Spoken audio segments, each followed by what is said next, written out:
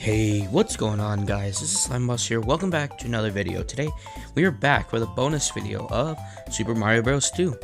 Last time we completed the game, and this time I'm going to be telling you guys some pretty interesting information. As you guys know, in my bonus videos, I talk about 3 different topics. 1, extra info I didn't get to talk about during the main game. 2, multiplayer. And 3, bonus information and fun facts. I feel like this video is going to be an easy one. Let's start off with the extra information that I left out during the main adventure. Well, just like every other Mario game, or at least most of them, this game also has warp zones. The ways that you take it is you actually have to take the magic potion that creates the doors onto these locations that you're seeing on screen right now. Once you take the potion to there, you'll open the door and enter the warp vase, which will take you to another world. In Super Mario Bros. 2, there are 4 warps, and the first warp is in 1-3, and it'll take you to World 4. World 3-1, it'll take you to World 5. World 4-2 will take you to World 6, and finally, World 5-3 will take you to World 7.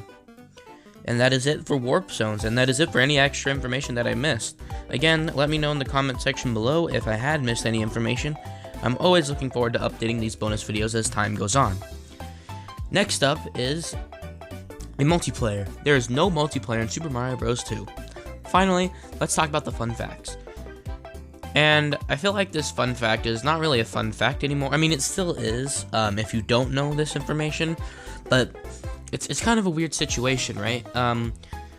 For years and years and years, we thought that the US thought that this was the original Super Mario Bros. Sequel, but it actually isn't, and everybody knows that nowadays, and it's almost like a common fact now, and it's almost lost its charm as a fun fact because everyone knows it already. But I still feel like I have to share it, because what's a Super Mario Bros. 2 playthrough without actually mentioning this? And I did allude to it during the playthrough, but I decided to brush up on my research on it, and if I'm wrong, let me know. I watched The Gaming Historian, and he spoke a little bit more about it, even though everyone already knows about it. So, Super Mario Bros. 2, as in the Lost Levels that we know in America, Super Mario Bros. 2 was an FDS game, or Famicom Disk System game, which means once it was shipped over to the West to be tried out and played before it was completely shipped to everyone, they wanted to know how, good the game was. Well, first of all, the game was on a disk system thing, and the disk system didn't sell well in the West. I don't even think it came out in the West. So when it came to they would have had to take in time to translate it over to a cartridge, and that would have taken a really long time. But Super Mario Bros. 2 looks almost identical to the original Super Mario Bros., which means after years and years have been by without a sequel to Super Mario Bros., people are going to be asking, wait, this looks like really old. Like, why are we playing this old game when there's so many better looking games out there? So they didn't really want to damage the brand. Not to mention, Super Mario Bros. 2 was impossibly hard. You guys know this because I played it on my channel. So they needed something different. So in the meantime, the Mario team, I don't know exactly what it's called, we're working on 2 games at the same time. One was Super Mario Bros. 2, The Lost Levels, and the other was another Mario game that had to do with verticals. And so they said, hey, why don't we use that game and turn it into a Mario game?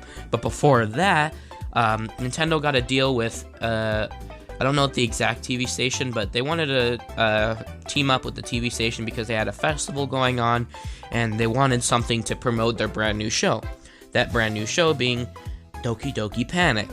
Or, well, I don't know the exact name of the show, but, it's as Doki Doki Panic. The characters in the game are the exact same as the characters in the show. So, they decided to take that vertical Mario-esque platformer game that they've been working on and turn it into this Doki Doki Panic game. And it sold so well in Japan that they decided to move it back over to the West and call it Super Mario Bros. 2, because that's sort of like a backup plan that they had. So, always, it has been, sorry if I butchered that, but in a way, even though Super Mario Bros. 2 is almost like the fake Mario game, since the start, it's always been planned to be a Super Mario Bros. Game. Whether or not you're from Japan or from America, or even Europe for that matter, it's always a good idea to try out both of the versions of Super Mario Bros. 2. Although the naming conventions might be weird, it's still an interesting look, and wow, how much stress you'll go through. Just be prepared, basically.